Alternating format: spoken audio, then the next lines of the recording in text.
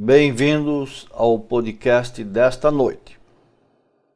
Hoje trataremos da iniciação no passado e nos tempos atuais. No passado, em cada escola de mistério ou escola iniciática, havia uma cerimônia especial, um rito de passagem, que pode ser resumido como sendo uma cerimônia de admissão na ciência de Hermes. Essa cerimônia iniciática de pura magia ritualística ainda não é compreendida por grande parte dos estudantes modernos. Sua verdadeira importância está escondida sob o véu das aparências.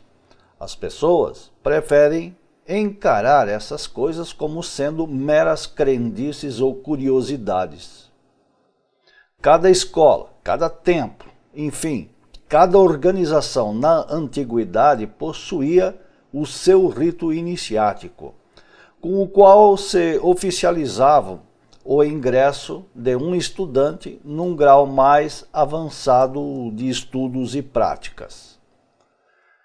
O próprio batismo das igrejas cristãs foi inspirado ou teve origem nas escolas de mistérios. Até hoje continua sendo uma espécie de rito iniciático. Evidente que os padres e pastores jamais aceitarão tal ideia. Claro também que hoje o batismo é apenas simbólico, mas nos tempos antigos era um ritual de grande poder mágico e que implicava num compromisso de vida e morte entre iniciados e iniciadores. Existem ritos de iniciação branca e de iniciação negra. Muitos, inocentemente, de boa fé, com sinceridade equivocada, acabam se iniciando nos mistérios negros, acreditando estar assumindo compromissos com o Cristo, Senhor Supremo dos mistérios da Loja Branca. Iniciação é uma palavra que vem do latim initiare ou initium. Significa começo, início. Sem dúvida, o rito iniciático é o começo de uma nova vida. Muitos acreditam que essa nova vida refere-se ao mundo material, externo, mas não é. A nova vida tem início no mundo interno. Porém, como ingressar no mundo interno? Um ritual é suficiente para colocar alguém no mundo interno? O mundo interno é o mundo do ser, o mundo do espírito. É esse mundo, é essa nova vida que leva o estudante ao conhecimento ou gnose de si mesmo, do seu corpo, do universo, dos deuses. Quem quer se tornar um iniciado deve se preparar convenientemente. Não somos nós da IGB Abragnose que fazemos ou podemos proporcionar a iniciação real e verdadeira aos interessados. É o próprio estudante, o próprio interessado, que deve fazer esse trabalho pacientemente, dia após dia, por toda a sua vida. As iniciações são contadas por graus de consciência, ou kundalines levantados sobre a vara, a coluna. A serpente kundalini desenvolve-se de acordo com os méritos do coração. Tantas iniciações quantos forem os graus de fogo, ou kundalines levantados. Os méritos do coração são as virtudes do ser que se expressam em nosso dia a dia em forma de conduta perfeita, o reto agir do budismo sagrado. Quanto mais méritos ou virtudes temos, mais suave, rápido e simples é o despertar e a ascensão de Kundalini. Portanto, o aspecto primeiro a ser rigorosamente obedecido é a prática das virtudes de nosso ser no dia a dia, começando por nossa casa. E agora algo muito importante. Kundalini não é um mecanismo, uma coisa mecânica, cega, como acreditam os ignorantes deste século, supostamente versados em yoga e orientalismo. A preparação para a iniciação é muito exigente e rigorosa. Tenho visto por aí, pela internet, gente afirmando com ar doutoral que trabalhar com Kundalini é perigoso, ameaçador e que até mesmo causa a morte. Essas pessoas, sinto muito falar isso, desconhecem totalmente o que é Kundalini. Kundalini é nossa própria Mãe Divina, como já tratamos num podcast anterior. A mãe não mata nem enlouquece seu filho. Além disso, a Mãe Divina jamais se manifesta em pessoas despreparadas, imaturas e cheias de vícios e defeitos. A Mãe Divina só desperta na coluna e no coração daqueles filhos que realmente a amam, servem e adoram. Ocorre que em todas as partes do mundo existem escolas que servem de jardim de infância. Essas escolas e seus instrutores não sabem nada, ou muito pouco, sobre mistérios sexuais, Kundalini e iniciação. Conhecem apenas alguns conceitos deturpados. Nunca se prepararam para se tornarem iniciados ou adeptos.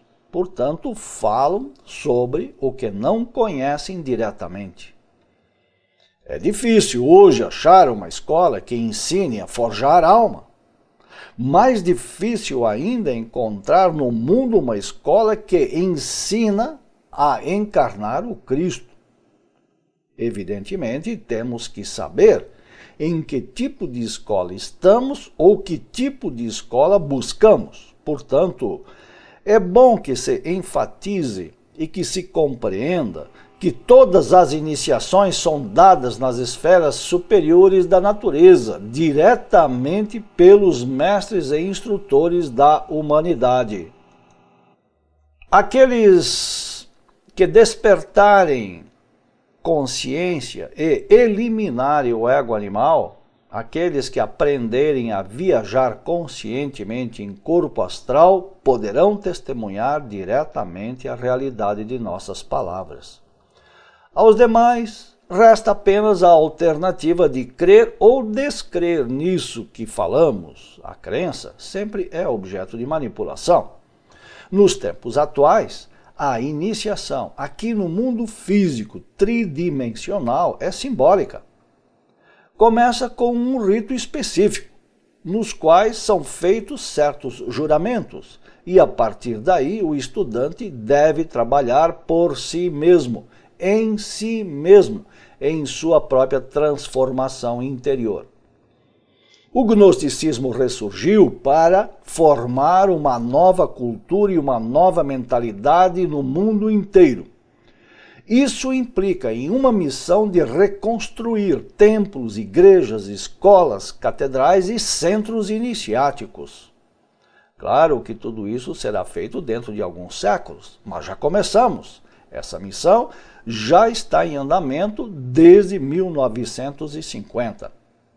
Até o ano 2500, a civilização terrestre terá mudado radicalmente e uma nova ciência terá se estabelecido na Terra. Essa nova ciência, ou gnose, se revestirá das mesmas características da antiga ciência netuniana amentina. Entendamos que tanto no passado como no presente, sempre foi muito difícil tornar-se um gnóstico, ou seja, alguém que alcança e faz o conhecimento por si mesmo, que encarna a sabedoria. O gnóstico pode chegar a possuir incontáveis segredos da vida e do universo. Pode se tornar um Buda e encarnar o Cristo. Tornar-se um brilhante cientista ou um filósofo iluminado. Construir os mais portentosos monumentos e obras de arte. Compor sinfonias, curar todas as doenças, desafiar a morte e penetrar em todos os segredos da natureza. Mas, o que é ser um gnóstico? Quantos gnósticos existem no mundo hoje? Esta pergunta tem gerado longas discussões. Ser um gnóstico equivale a ter encarnado o ser, equivale a ter alcançado a autorrealização íntima e profunda do ser, enquanto não se alcança a quinta iniciação de mistérios maiores, não se é ainda um gnóstico, é apenas um mero aspirante. Modernamente, a nova gnose do venerável mestre Samael Aun Weor é praticada ou ensinada em 3 câmaras. A primeira cuida apenas da divulgação das palestras públicas e das práticas básicas, como pranayamas, mantras, runas e outros exercícios, além dos ensinamentos contidos, por exemplo, nestes podcasts, ou pela leitura de nossos livros. A segunda câmara congrega e é destinada àqueles que de fato querem aprofundar-se nos estudos gnósticos, que querem trabalhar de forma mais séria e direta. O ingresso na segunda câmara é feito através de um rito iniciatório numa instituição gnóstica e cabe aos instrutores de cada grupo ou instituição escolher e selecionar aqueles que pretendem ingressar nessa câmara. Portanto, nem todos são aceitos ou convidados a fazer parte desse círculo interno. Sem muitos rodeios, podemos dizer que a finalidade última da iniciação gnóstica é encarnar o Cristo. O resto é decorrência. Os poderes internos e de alma que todo iniciado adquire, mas que nem sempre pode manifestar em nosso mundo, à medida que avança pela cena da iniciação, nada mais são que pagamentos que o Logos faz aos vencedores, ou aos trabalhadores. Todo o trabalho realizado é pago ou retribuído pelos deuses. Uma das formas de pagamento é o florescimento dos poderes. Pode surpreender nossa afirmação de que a iniciação objetiva é a encarnação do Cristo. Mas Cristo é uma palavra que significa ungido. Para ser um ungido de Deus, é preciso que primeiro o menino Deus nasça na gruta de Belém.